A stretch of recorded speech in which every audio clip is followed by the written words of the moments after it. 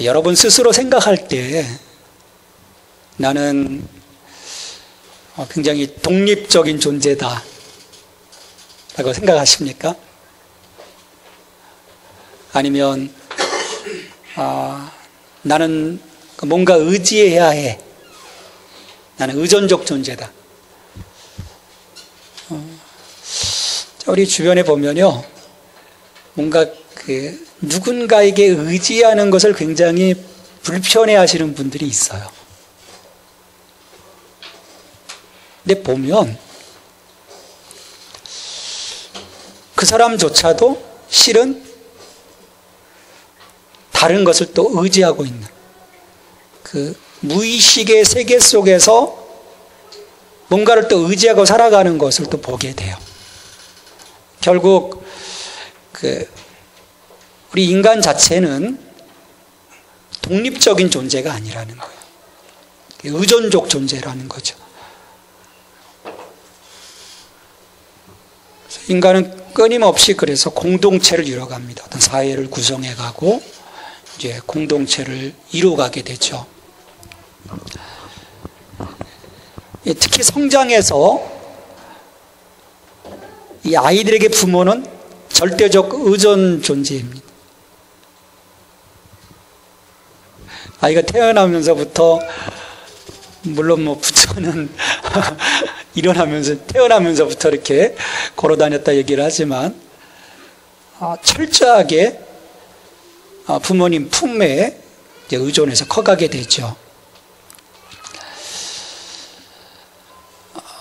우리가 이제 살아가면서 성장하고 누군가를 우리가 이제 의지하고 함께 협력해 가면서 살아가게 되는데, 중요한 것은요, 지금 내가 누구를 의지하고 누구를 힘입어 살아가고 있는가. 내가 지금 의지하고 있는 것이 무엇인가에 따라서 우리들의 인생이 이제 실은 달라질 수 있다는 거죠. 우리 창세기를 보면 창세기 12장에 아브라함은 하나님의 약속을 의지해서 앞으로 나가요. 아브라함은 철저하게. 근데 아브라함이 떠날 때 조카 롯이 따라갑니다. 근데 이 조카 롯은 누구를 의지해서 갑니까? 아브라함은 하나님을 의지해서 나가는데 조카 롯은 아브라함을 의지해서 나가게 되죠. 나중에 창세기 13장에 가서 보면 그 길이 달라집니다. 누구를 의지하고 나가느냐. 그래서 아브라함 끝까지 하나님을 의지하면서 그 하나님이 보여주시는 길로 가게 되고요. 롯은 자기가 의지했던 어떤 세속적 질서, 어떤 그 물질적 가치, 거기에 그가 빗대어 살았기 때문에 그것들을 의지해서 소돔과 고모라를 선택하고 가게 되죠. 우리가 창세기 1장, 2장을 읽어보면, 또 3장까지 읽어보면, 인간은 본래 하나님 안에 있을 때 행복한 존재로 창조된 것을 볼 수 있어요. 그래서 3장에서 죄 때문에 인간이 하나님께로부터 분리될 때 인간들의 마음속에서는 그 샬롬이 없어지게 되죠. 어떤 공포, 두려움, 걱정, 염려, 그러니까 하나님 안에 있을 때 갖고 있지 못했던 그 수많은 그 감정들, 불안한 감정들이 인간 속에 들어오게 돼요. 그 짧은 1장, 2장, 3장 속에 굉장한 어떤 변화들이 있는 것을 보게 되죠. 왜냐하면 하나님 은혜 안에 풍성한 그 은혜 안에 살아가도록 하나님이 창조하셨는데, 불행하게도 인간의 어떤 타락 이후 그 죄의 본성이 그 마음을 끊임없이 움직여 가기 때문에 그때부터 어떻게 됩니까? 하나님께로부터 이제 멀어져 가는.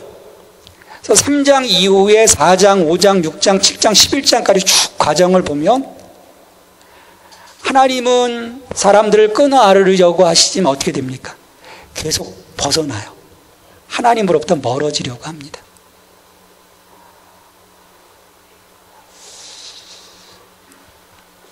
어떤 그 하나님의 본래의 그 창조 질서, 그 창조 질서가 왜곡되고 있는 것을 볼 수 있죠.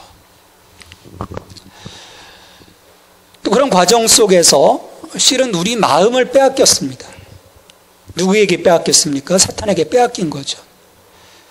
우리의 마음이 삐딱선을 타는 거예요. 그 사탄의 우리의 그 마음의 제어를 통해서 인간들이 삐딱선을 타게 되죠. 그래서 끊임없이 이제 세상을 향해서 가게 됩니다. 그러니까 본래 하나님을 의지하여 하나님을 신뢰하고 하나님을 따라야 될 우리 인간들이 결국 사람을 믿고 사람을 의지하고 세상을 바라보고 세상의 그 만몬에 대한 그 마음들을 빼앗기며 걸어가는 그 삶을 하나님은 한마디로 딱 규정해 버리세요. 저주의 길이라는 거죠. 그래서 하나님이 굉장히 핵펀치를 날리시는 거예요. 야, 나를 떠나서 나를 의지 않고 나를 의뢰하지 않고 살아가는 모든 사람들의 삶은 그건 저주야. 왜? 하나님 안에 있을 때 하나님을 의지하며 살아가도록 하나님이 만드시고 그 안에 행복이 있고 그 안에 샬롬이 있도록 하셨는데 그 틀을 깨버리고 나가는 것, 그거 자체가 저주라는 거죠. 그래서 오늘 5절 말씀에서 이사야를 통해서 하나님이 선포하시죠. 무릇 사람을 믿으며 육신으로 그의 힘을 삼고 마음이 여호와에게서 떠난 그 사람은 저주를 받을 것이라. 우리가 끊임없이 사람들이 하나님을 떠나가는 것, 그건 철저하게 우리의 마음이 부패했기 때문입니다.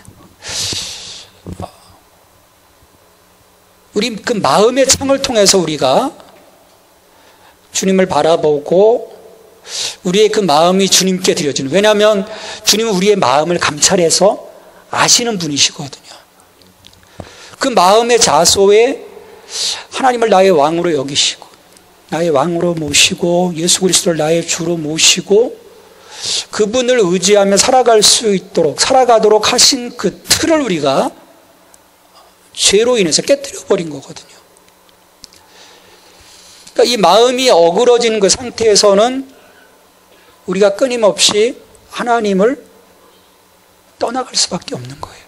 그래서 로마서에서도 보면 그 마음이 아둔해진 자들이 하나님이 없다라고 얘기를 하죠.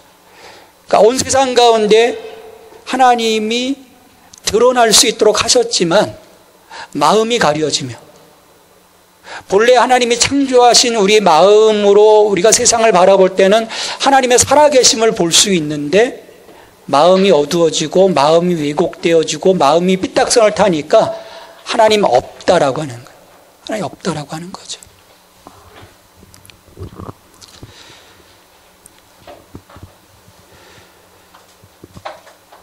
결국 그 로마서의 말씀에 보면 하나님이 그런 마음들을 그냥 두세요. 그 마음들을 그냥 두십니다. 아둔한 마음들을.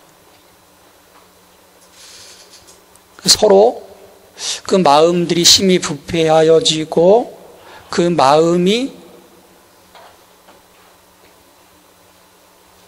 거짓됨을 통해서 자기 자신뿐만 아니라 서로 그런 그 마음들을 살필 수 없는, 우리가 종종 그런 경험들을 해요. 정말 괜찮아 보이는 사람인데 어떤 그 엄청난 그 삶의 어떤 왜곡된 모습들을 드러내는 경우들을 보게 돼요.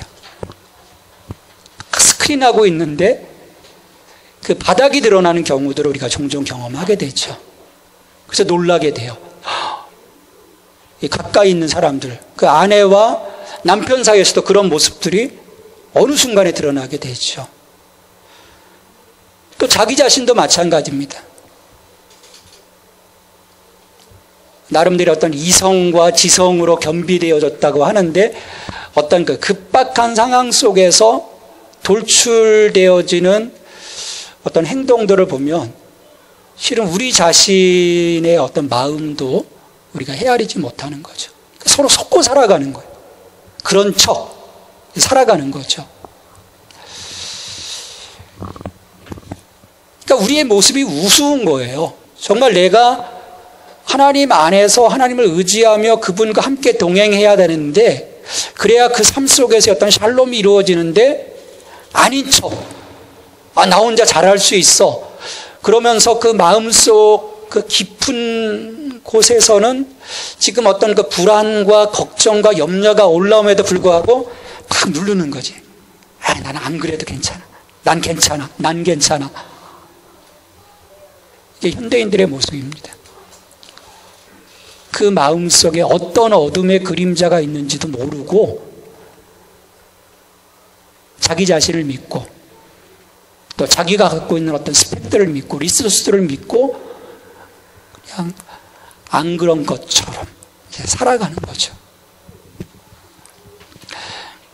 그런데요, 하나님 앞에서 이걸 숨길 수가 없어요.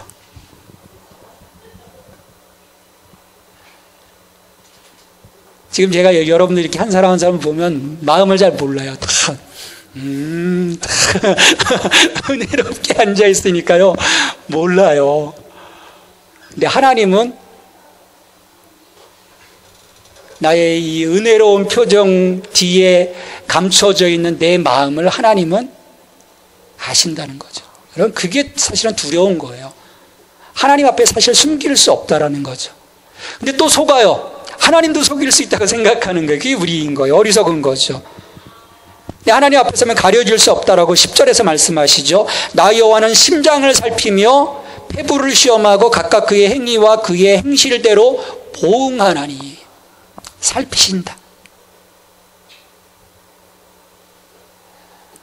지금 내 마음이, 내 생각이 지금 어디에 가 있는지조차 하나님 아신다라는 거예요. 그리고 드러난 사람들의 행위와 행실대로 하나님은 보응하신다. 이게 하나님의 공의이신 것 같아요. 나는 잘했다라고 얘기하지만 그건 내 생각인 거고, 하나님은 정확하게, 공정하게, 공의로우심으로 우리를 판단하신다라는 거죠. 우리는 너무 사랑의 하나님에게만 포커스가 맞춰져 있어요. 사랑의 하나님. 그래서 그냥 아무렇게나 살아가는 나를 하나님은 끝까지 품어주실 거야 라고 하는 착각 속에 우리가 있죠. 근데 하나님은 그렇지 않으세요. 분명하신 분이십니다. 나의 행함을 그대로, 물론 은혜로, 예수 그리스도의 은혜 안에 우리가 세워졌지만 그 결단 이후에 하나님께 나의 삶을 드리지 못하고 여전히 헛바퀴 돌아갈 때 하나님은 그 책임을 분명히 물으시는 거죠. 왜? 내가 해야 될 몫이 있거든요. 은혜로 거듭났지만, 은혜로 구원받았지만 오늘 하나님의 자녀로서의 어떤 삶을 살아갈 것인지 그 책임을 하나님은 내게 반드시 물으신다라는 거예요.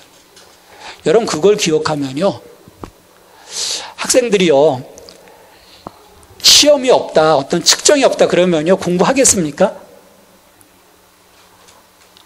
그래도 할 아이들은 해요. 그건 참 그래요. 그 테스트 안 해도 열심히 하는 애들은 합니다. 근데 대부분 어떻게 합니까? 그냥 대충 하고 넘어가죠. 근데 하나님은 분명히 마지막 그걸 물으신다라는 거예요. 그러니까 우리가 어떤 영적인 경각심, 어떤 종말론적 신앙의 모습들이 그래서 필요한 거죠. 근데 하나님은 두 가지 판단 기준으로 우리를 보신다라는 거예요. 두 가지 판단 기준. 우리가 끝까지 하나님을 의지하고 하나님을 의뢰함으로 나가는지, 결국 하나님과 동행하고 갔는지, 그리스도와 연합하여 동행하고 갔는지, 아니면 하나님에게서 마음이 떠나 세상을 의지하며 세상을 의뢰하며 나아갔는지. 결국 동행의 문제를 통해서 하나님이 우리를 평가하신다라는 거예요. 나는 지금 누구와 동행하고 있는가? 여러분 누구와 동행하고 계십니까? 문집사님과 동행하시는 게 아니고요. 하나님과 동행. 난 정말 하나님과 동행하고 있는가? 아니면 여전히 세상 속에서, 물론 우리가 세상 가운데 있죠. 예수님이 야 너 다 뒤에 두고 나를 쫓으라 하셨지만 그 버림의 문제는 우리가 정말 잘 살펴야 될 문제예요. 그걸 완전히 무시해버리라는 것이 아닙니다. 우리의 삶의 자리는 어떤 자리인가요? 소명의 자리예요. 그 소명의 자리에서 내게 주신 그 삶의 터 위에서 내가 하나님의 성실을 식물 삼아 그 삶의 자리에서 최선을 다함과 동시에 언제나 나의 우선순위는 하나님의 나라. 우리의 신앙이 왜곡되다 보면요, 이 한쪽만을 보는 거예요. 하나님의 나라. 근데 하나님의 나라는 저 멀리 있는 것이 아니거든요. 하나님의 나라가 어디에 있습니까? 지금 내가 있는 이곳이 하나님의 나라입니다. 하나님의 나라가 임했습니다. 그곳에서 내가 어떤 하나님의 자녀로서 살아가는가, 그걸 하나님 보시겠다라는 거예요. 그래서 이 성경, 우리 신명기 이하에서의 쭉 어떤 성경의 구조를 보면요, 두 갈래 길인 거예요. if와 if not. 너희가 만일 내 말을 듣고 지켜 행하면, 나와 함께 가면 너희가 복을 받을 것이다. if not. 너희가 나와 함께 동행하지 아니하고 내 말을 듣고 지켜 행하지 아니하면 저주를 받을 것이다. 우리 하나님은요, 컴플렉스 하신 분이 아니에요. 단순하십니다. 명확하신 분이에요. 근데 하나님은 명확하게 그 명제를 제시해 주셨는데 우리는 복잡해요. 이것저것 너무 따집니다. 하나님 따지시는 분이 아니신 거예요. 그래서 5절 말씀에서 여호와께서 이같이 말씀하시니라. 무릇 사람을 믿으며 육신으로 그의 힘을 삼고 마음이 여호와에게서 떠난 그 사람은 저주를 받을 것이라. 자, 이 말씀이 배경이 되는 것을 보면요, 지금 예레미야의 시대를 보면 어떤 시대냐면 주전 586년 그 바벨론에 의해서 지금 망하게 되는 시점인 거예요.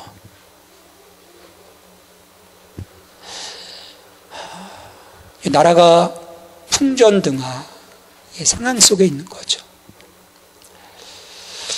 주전 8세기 이사야 때도 마찬가지고 이 6세기 때도 마찬가지예요. 하나님이 그런 상황 속에서 정말 어떻게 할 수 없는 그런 그 상황 속에서 주변을 둘러보지 말고 그 당시 어떤 이집트라고 하는 어떤 열강을 본다든지 아니면 또 다른 어떤 그 세상적인 그 외교적인 그런 노력들을 통해서 이 난국을 어떻게 좀 피해갈 것인가 고민하지 말고 선지자들을 통해서 하나님이 요청하시는 건 뭐냐면 위를 바라보라는 거예요. 하나님을 의지하라는 거죠. 그리고 하나님께 의뢰하라는 거예요.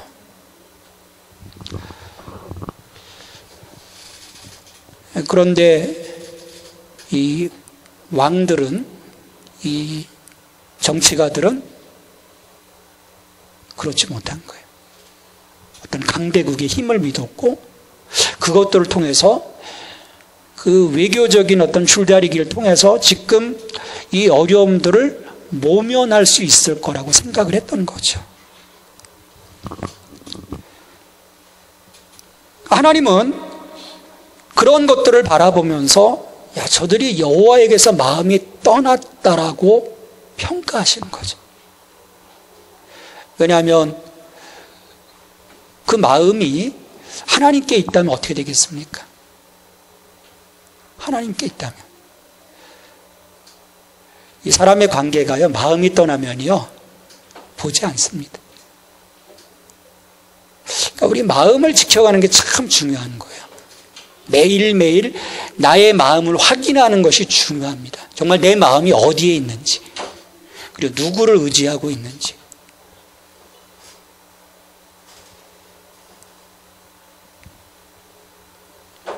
어떤 그 가정이 깨지는 것들을 보면 그렇거든요. 부부간이 서로 마음을 공유하고 함께 의지하고 나갈 때 문제가 없는데요. 겉으로는 안 보이죠. 근데 어느 틈엔가 다른 사람에게 마음을 빼앗겼을 때 그 관계는 깨어질 수밖에 없는 거예요. 이 하나님과 우리의 관계도 어떤 부부의 관계로 비유될 때가 참 많습니다.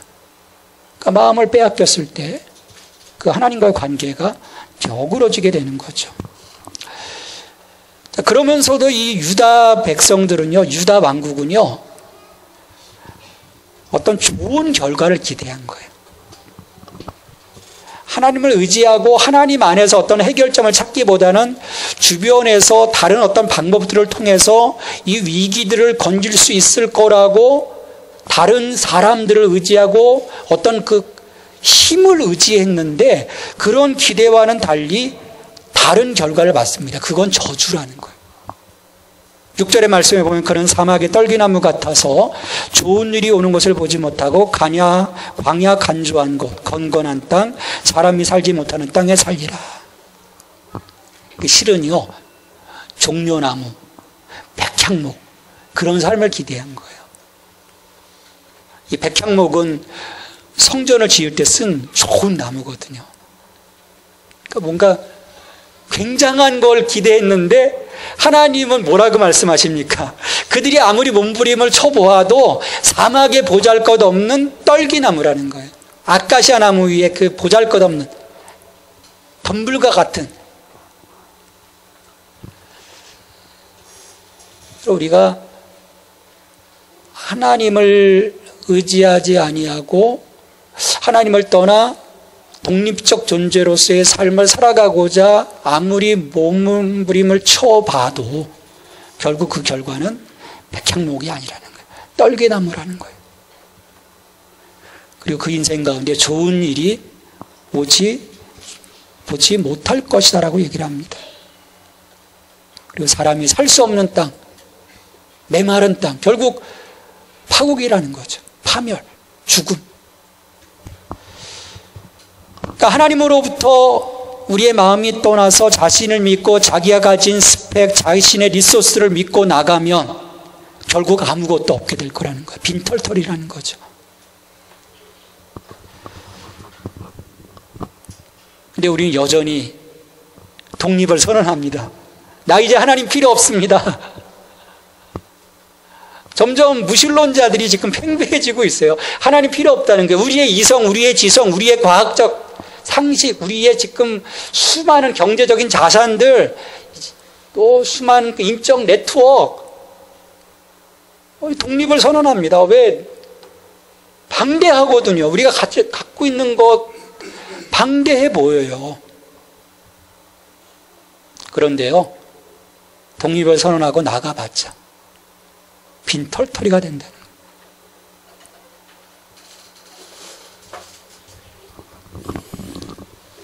그러나 그 마음을 끊어내고 내가 거룩하신 하나님을 의지하고 그분을 의뢰하며 그분과 함께 동행한다면, 예수 그리스도를 나의 주님으로 영접하고 그분과 함께 내가 오늘 동행한다면 그 삶은 복을 받을 것이라 7절에서 말씀을 합니다. 복을 받을 것이라는 거예요. 어떤 복을 주십니까? 오늘 본문 8절의 축복은요, 시편 1편에서 노래하고 있는 복 있는 자의 모습과 같아요. 그는 물가에 심겨진 나무가 그 뿌리를 강변에 뻗치고 더위가 올지라도 두려워하지 아니하며 그 잎이 청청하며 가무는 해도 걱정이 없고 결실이 그치지 아니함 같으리라. 오늘 우리를 살아가게 하는 힘은요, 다른 데 있는 것이 아닙니다. 그리스도의 터에 우리의 뿌리를 깊이 내리고 그분을 통해서 내가 영적인 자양분을 받아먹는 그 삶이야말로 견고한 삶이라는 거예요. 여러분, 다른 데 빨대 꽂지 마십시오. 다른 데 뿌리 내리지 마세요. 잠깐의 보충이 될 수는 있어요. 영원하지 않습니다. 나의 영원함을 세워주는 힘은요, 예수 그리스도이신 거예요. 그분의 능력 안에 서 있을 때, 그분과 함께 갈 때. 자, 오늘 말씀에서 보면 더위가 올지라도 두려워하지 아니하며, 지금 물가에 심겨진 나무가 그 뿌리를 강변에 뻗치고 있어요. 늘 끊임없이 생수를 공급받고 있는 거죠. 그러니까 더위가 올지라도. 근데 여기서의 더위는 우리가 상상을 초월한 더위를 말하는 거예요. 그 건기의 그 광야에서 불어오는 그 뜨거운 그 살인적인 더위들을 말합니다. 이번에 미국을 가서 그 모하비 사막, 그랜드 캐년까지 한 며칠 가느냐고요. 모하비 사막을 지나가다가 한번 휴게소가 있어서 섰는데요. 숨이 막히는 거예요. 거기에 24시간 몇 날 며칠 있는다고 생각을 해보면 끔찍한 거죠. 근데 결국 여기 시적인 표현이지만 실제적인 표현에서 뭐냐면 극한 상황들이 우리의 삶에 들어 닥친다 할지라도, 미국 같은 경우 허리케인 한번 몰아치면, 또 토네이도 한번 몰아치면 어떻게 됩니까? 다 집들이 박살이 나죠. 이 샌프란이나 LA 같은 경우는 집들을요 거의 나무로 짓더라고요. 3층짜리 건물도 다 디테일하게 나무로 지어요. 왜? 지진 때문에 다 무너지는 거죠. 그런 극한 상황들이 올 때 내가 주님께 연결되어 있지 않으면 순식간에 무너질 수 있다는 거예요. 그런데 내가 그분과 연결되어 있으면, 그분 안에 내가 거하고 있으면 두렵지 않다는 거예요. 두렵지 않아요. 우리 아이들이 저 안에 들어가 있는데요, 엄마 품 안에 있으면 애들이 두려워할까요? 두려워하지 않아요. 엄마가 있는데, 아빠가 있는데. 근데 벗어나서 자기 혼자만 있다고 생각하는 순간에 애 속에는 갑자기 공포가 들어가거든요. 그래서 아이들이 우는 거예요. 갑자기 행동이 이상해지는 거죠. 갑자기 울음이 터지고. 그러나 품 안에 있는 동안에는요, 잘 수 있는 거예요. 웃을 수 있는 거예요. 왜? 커버해 주니까. 아빠가 커버해 주고 엄마가 커버해 주는데. 그러니까 애들이 독립선언 안 하는 거예요. 우리 아들도 독립선언 아직 못했어요. 여기가 좋은 거예요. 아버지 품 안이 좋은 거예요. 여러분 자꾸 나가려고 하지 마세요. 독립선언 하지 마세요. 죽을 때까지 하나님 아버지는 영원하신 나의 아버지인 거예요. 내가 조금 채워졌다고 해서, 좀 돈 좀 벌었다고 해서, 내 연봉이 수십억 됐다고 해서 하나님 떠나려고 하지 마십시오. 그럴수록 더 내 하나님 안에 있는 거예요. 하나님이 이삭의 삶을 어떻게 하십니까? 그 그랄 땅, 그 흉년들이 들었을 때 이삭에게 몇 배의 축복을 주세요? 100배의 결실을 주세요. 100배의 결실. 우리 천호 형제에게 올해 100배의 결실이 있기를 주님의 이름으로 축원합니다. 우리 강남에서 가장 잘 나가는 하나님 그런 은혜를 주시는 내가 믿고 그분 안에 있을 때 하나님은 내 인생을 책임져 주시는 거예요. 물론 우리가 해야 될 몫이 있습니다. 가만히 있으라는 것은 아니에요. 결코. 어떤 분들은 그냥 가만히 있어요. 기도만 하고 주님 100배의 축복을 주세요. 100배의 축복을 주세요. 길을 열어주세요. 뭐를 주세요. 아니에요. 내 삶에서 내가 해야 될 몫들을 성실하게 감당하는 그 사람을 하나님은 기뻐하시는 거죠.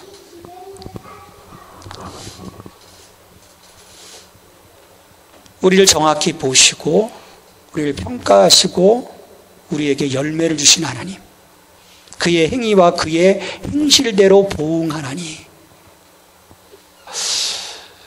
나를 벌하시기도 하시지만 이 말은 무슨 말씀이세요? 상을 주시기도 하신다는 거죠. 내가 하나님께로부터 징계를 받을 것인가 상을 받을 것인가, 그건 누구에게 있는 것입니까? 내게 있는 거예요. 그 선택은.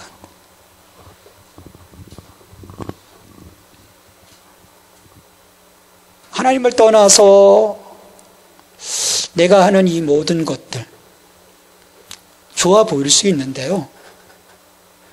이 11절 말씀에서는 그게 얼마나 허무한 것인지를 굉장히 어떤 그 자연의 모습을 통해서 우리에게 말씀을 해주세요.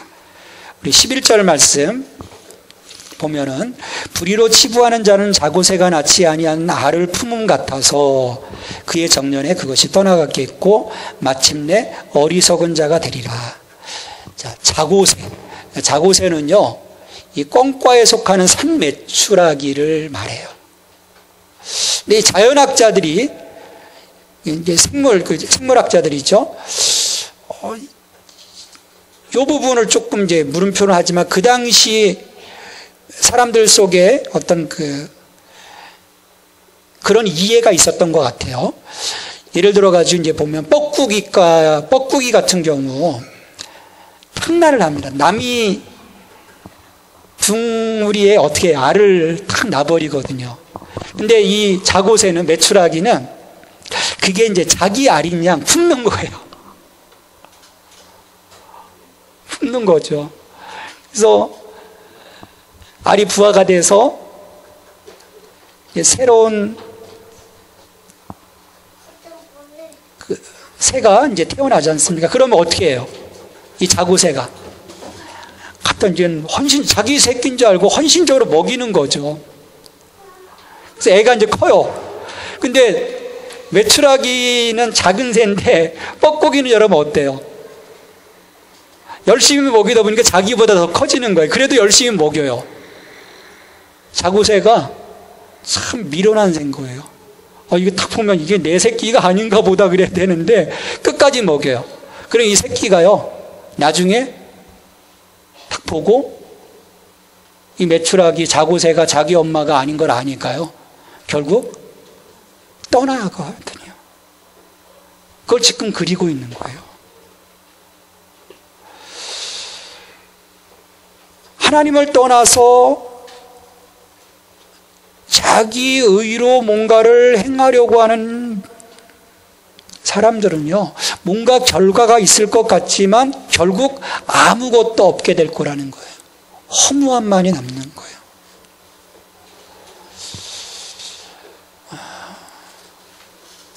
저는 주변에서 그런 분들을 참 많이 봤어요. 굉장히 잘 나가시던 분들인데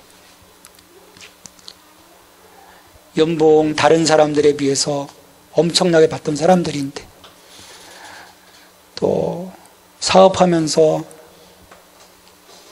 엄청난 그 결과들을 이뤘는데 한순간에, 제가 아는 분은요, 사업이 너무 잘 돼가지고 새로 건물을 짓고요, 외국에서 기계들을 도입해 오고 딱 테이프를 뚫고 이제 그 새로운 공장에 들어가면 되는데요, 그 테이프 못 끊고 바로 망하시는 분도 봤어요. 그 수천억의 재산들이 순식간에 다 날아가고 친구가 준 방 한 칸에 살아가는 모습도 봤어요. 우리가 많은 것들을 세웠다고 생각하지만요, 결국 우리 많은 것을 세워가는 것이 결코 아닙니다. 자고새라는 거예요. 중년이 되면 어떻게 됩니까?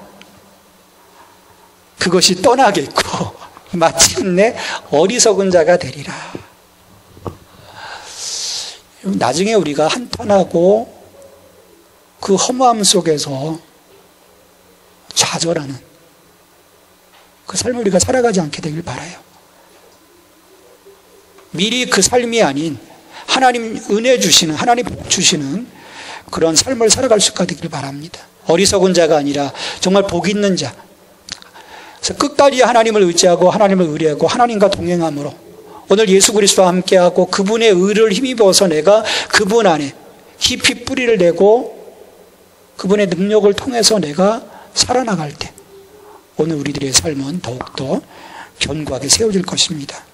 우리 시편 73편 28절 상반절에서 시인의 노래예요. 하나님께 가까이 함이 내게 복이라. 하나님께 가까이 함이 내게 복이라. 오늘 하나님께 가까이 하시기 바랍니다. 그분에게 그냥 팍 기대세요. 아예 엎혀가면요 편해요. 근데 그분 어떻게 그냥 기대서 가려고 하면요 오히려 힘이 듭니다. 그냥 엎혀버리세요. 그게 하나님을 의지하는 거예요. 그것이 하나님을 의뢰하는 것입니다. 그분께 엎이십시오. 그분에게 완전히 안기시기를 바랍니다. 그럼 하나님이 나와 동행하실 거예요. 내 삶을 세워주실 것입니다. 하나님 말씀하시는 오늘 저주받은 자가 아니라 복 있는 자로 늘 여러분들의 삶이 하나님께 아름다운 열매로 올려줄 수 있게 되기를 주님의 이름으로 축원합니다. 하나님, 저희들의 마음을 지켜주시옵소서. 하나님을 떠나가지 않고 하나님을 의지하며 하나님을 의뢰하며 주께 더 가까이 나아가 하늘의 복을 누리는 저희들이 될 수 있도록 주님 축복하여 주시옵소서. 예수 그리스도의 이름으로